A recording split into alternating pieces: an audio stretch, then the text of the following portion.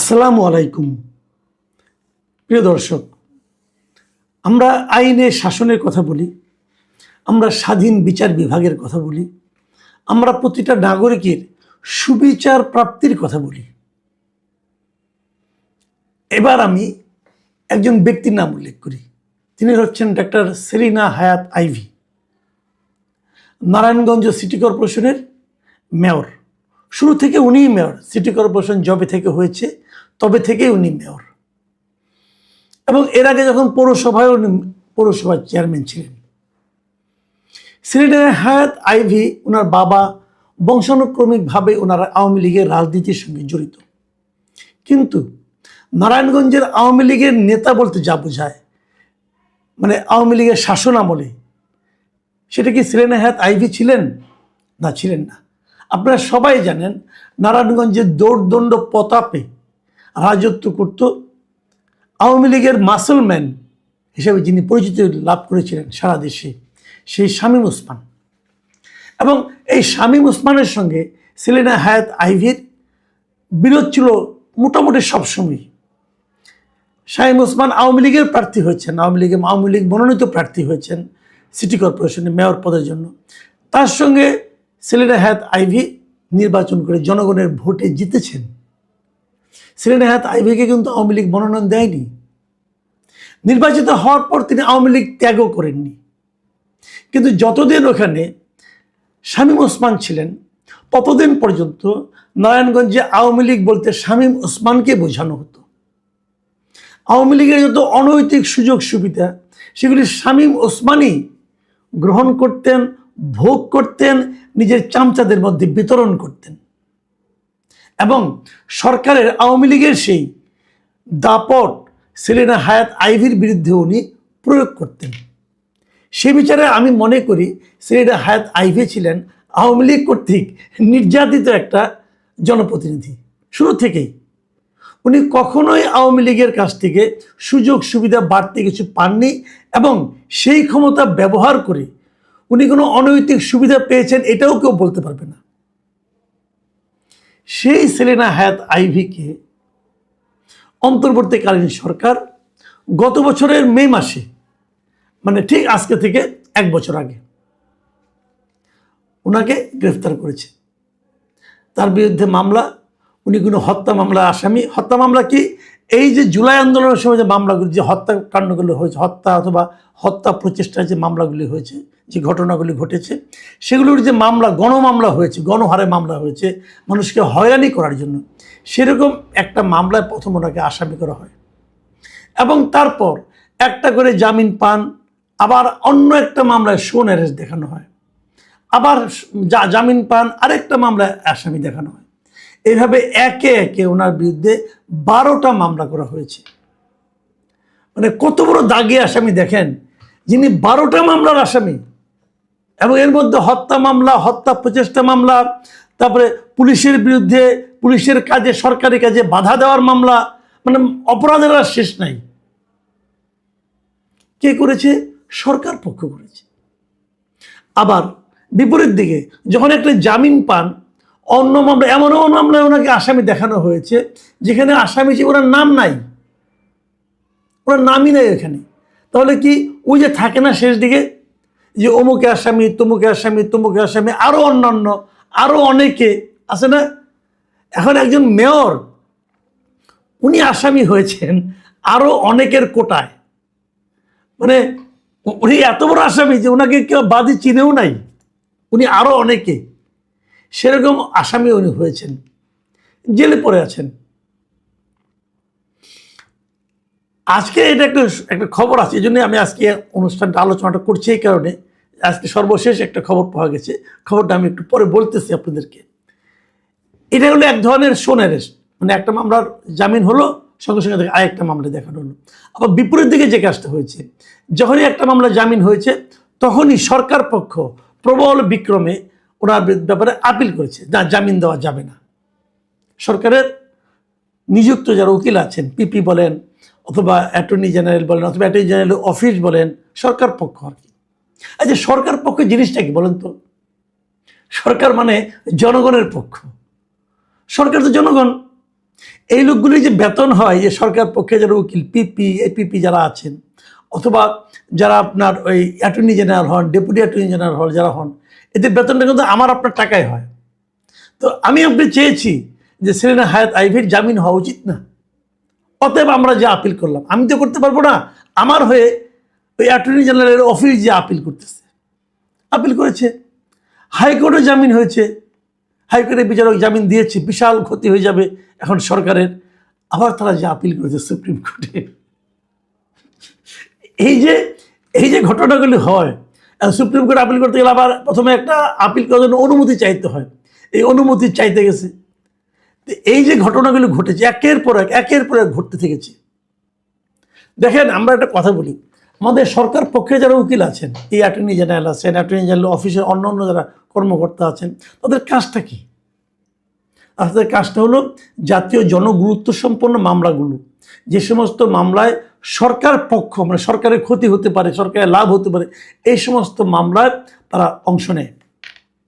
এবং যে মামলাগুলোকে ছেড়ে দিলে পরে সরকারের ক্ষতি হতে পারে, সেই মামলা তারা যে আপিল করে, জামিন দেওয়া যাবে না, অমুক এই তো করবে। তা সেলিনা হায়াৎ আইভীকে কোন বিচারে আটকে রাখলে রাষ্ট্রের লাভ হবে ভাই? উনি জামিন পাওয়াটা প্রত্যেকটা নাগরিকের অধিকার, জামিন পাওয়া প্রত্যেকটা নাগরিকের একটা অধিকার। আপনি আমার বিরুদ্ধে একটা মামলা করলেন, বললেন যে মাসুদ কামাল উমরের হত্যা ঘটনার সঙ্গে জড়িত ছিল। তো আমি বললাম ভাই আমি জড়িত ছিলাম না। আপনি বললেন না তুমি ছিলা, দেখো মামলা করে দিলেন মামলা করে। পুলিশ প্রথমে এসে আমাকে নিয়ে থানায় ঢুকাই দেবে, তারপরে রিমান্ড চাবে, কিছু চর্থাপড়াতে মারবে অথবা মারবে না, যদি দেখে যে না আমাদের বৃদ্ধ লোক, হয়তো দয়াও করতে পারে, কিন্তু রিমান্ডে নেবে, 2-3 দিন জিজ্ঞাসাবাদ করবে, তারপর ঢুকাই দিবে। আমি তো জানি না কে মারা গেছে, কীভাবে মরছে, কিন্তু ঢুকাই দিল। তারপরে মামলা চললো, হত্যা মামলা, জামিন তো খুব কঠিন। 1-1.5 বছর পর আমি থাকলাম এখানে, এই মামলার তদন্তও হচ্ছে না, তদন্তও শেষ হচ্ছে না। তদন্ত শেষ হলে তারপর শুনানি শুরু হবে, হয়তো শুনানি একসময় শুরু হলো, শুরু হওয়ার পর দেখা গেল না আমি আসলে জড়িত না, কিন্তু মাঝখানে কিন্তু আমার 5-6 বছর জেল খাটা হয়ে গেল। এটার নাম বিচার? বলেন, এটার নাম বিচার? দেখা গেল আমি নির্দোষ, এই নির্দোষ লোকটা 5 বছর কিন্তু জেল খেটে ফেলেছে। সেলিনা হায়াৎ আইভী, ওনার বিরুদ্ধে মামলা হয়েছে, ঠিক আছে, হোক, মামলা হতেই পারে, যদি মনে করেন মামলা হবে, বিচার হোক, তদন্ত হোক, তো ওনাকে জেলে রাখতে হবে কেন ভাই? উনি ছিলেন মেয়র, একজন মেয়র কি এত খারাপ লোক? আবার ওনাকে সরাই দিয়ে ওখানে বিএনপি তার দলীয় একজন লোককে প্রশাসক বানাই দিছে। একজন নির্বাচিত লোককে সরিয়ে বিএনপি তার দলীয় একজন লোককে প্রশাসক বানিয়েছে। এই দলীয় যে লোকটা, এই ভদ্রলোক কিন্তু এই সেলিনা হায়াৎ আইভীর বিরুদ্ধে ইলেকশন করেছিলেন, একবার মেয়র পদে, শোচনীয়ভাবে হেরেছেন। জনপ্রিয়তম লোকটাকে সরিয়ে যিনি তাকে যে হেরেছেন তাকে নিয়ে বানাইছে প্রশাসক। ওই লোকটারই বা কি লজ্জা শরম কিছু নাই যে আমি কিভাবে মেয়র হই, আমি কিভাবে প্রশাসক হই? আমাকে দেখলে জনগণ প্রত্যাখ্যান করেছিল, হয়ে গেছেন, সুযোগ সুবিধা সম্মান কত কিছু পাবেন। এটার নাম কি আইনের শাসন? আমরা কি এই আইনের শাসন চেয়েছিলাম? আমি জানি বিএনপি অনেকে বলবেন যে আজকে যে ঘটনাটা ঘটেছে এটা তো একটা ইতিবাচক দিক। আজকে কি ঘটেছে? আজকে তার বিরুদ্ধে যে 12টা মামলা, প্রথম দফায় 5টা মামলা, তারপরে দফায় আরও 5টা মামলা। তো প্রথম যে 5টা মামলা ছিল সেই মামলাগুলোর হাইকোর্ট থেকে যে জামিন দেওয়া হয়েছিল সেই জামিনের রায়টা আপিল বিভাগ বহাল রেখেছে। আর দ্বিতীয় দফায় যে 5টা মামলা ছিল সেই মামলাগুলোর হাইকোর্ট থেকে জামিন দিয়েছিল, কিন্তু হাইকোর্টের সেই জামিনের আদেশ প্রত্যাহার করে সুপ্রিম কোর্টকে আপিল করা হয়েছিল। এবং সুপ্রিম কোর্ট বলেছে যে এই সংক্রান্ত রুলগুলি যেটা আছে হাইকোর্টে নিষ্পত্তি করতে বলছে আপিল বিভাগ।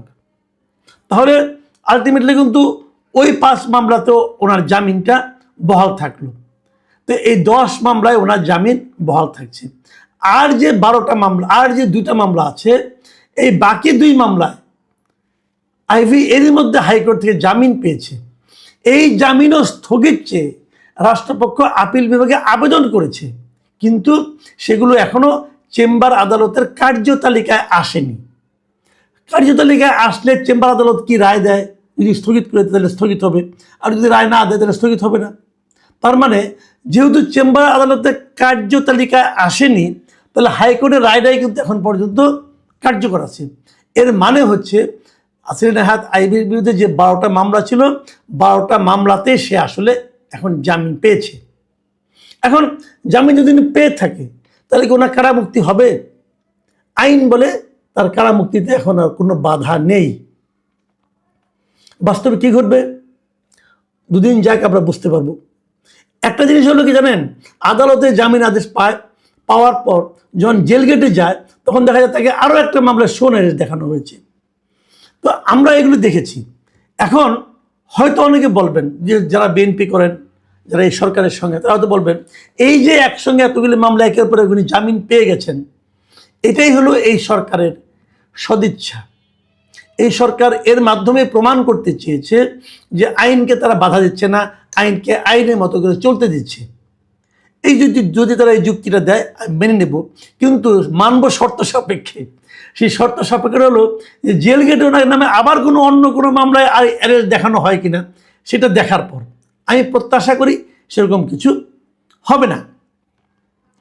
আর যদি হয় তাহলে তো বোঝাই গেল। আর দ্বিতীয় যে কথাটা আমার, যে এই ধরনের জামিনের মামলায় এত বারবার আপিল করতে হবে কেন, এই জিনিসটাও ভাই আমি বুঝি না। একজন নারী, উনি একজন সম্মানিত ব্যক্তি, এতবার উনি সিটি কর্পোরেশনের মেয়র হয়েছেন, এতবার উনি পৌরসভার চেয়ারম্যান হয়েছেন, এবং ওনার এলাকার ওনার জনপ্রিয়তা কতটুকু নতুন করে মাপার কোনো দরকার নাই। ওনার জনপ্রিয়তা আওয়ামী লীগ মেপেছে, ওনার কাছে হেরেছে, বিএনপি মেপেছে, বিএনপি ওনার কাছে হেরেছে। তো ওনার জনপ্রিয়তাটার দিনে তো কোনো সন্দেহ নাই। এখন ওনার একটাই অপরাধ হতে পারে, ওনার প্রয়াত পিতা কেন আওয়ামী লীগ করতেন। ওনার আরেকটা অপরাধ হতে পারে উনি কেন এখন আওয়ামী লীগের রাজনীতি ত্যাগ করেন নাই। এই তো ত্যাগ করার কিছু নাই, উনি তো আওয়ামী লীগের কাছ থেকে সুবিধাপ্রাপ্ত ব্যক্তিও নন, তাহলে কেন হবে? এই সমস্ত প্রশ্নের জবাব আমরা হয়তো আগামী 2-1 দিনের মধ্যে পাবো। কিন্তু আমরা আশা করব কেবল সেলিনা হায়াৎ আইভী নয়, অন্য সকল মামলায়, যে মামলাগুলিতে স্বাভাবিকভাবে জামিন পাওয়া উচিত, সেগুলোতে যেন সকল ব্যক্তিকেই জামিন দিয়ে দেওয়া হয়। এই জামিন আটকানোর জন্য সরকারি উকিলদেরকে এত দৌড়ঝাঁপ করার কোনো প্রয়োজন আছে বলে আমি মনে করি না ভাই। অন্য কাজ করেন, অনেক গুরুত্বপূর্ণ মামলা আছে, সেগুলো নিয়ে থাকেন। প্রিয় দর্শক, আপনারা ভালো থাকবেন, আমরা অপেক্ষায় থাকব, দেখব সেলিনা হায়াৎ আইভীর ভাগ্যে কি আছে। আল্লাহ হাফেজ।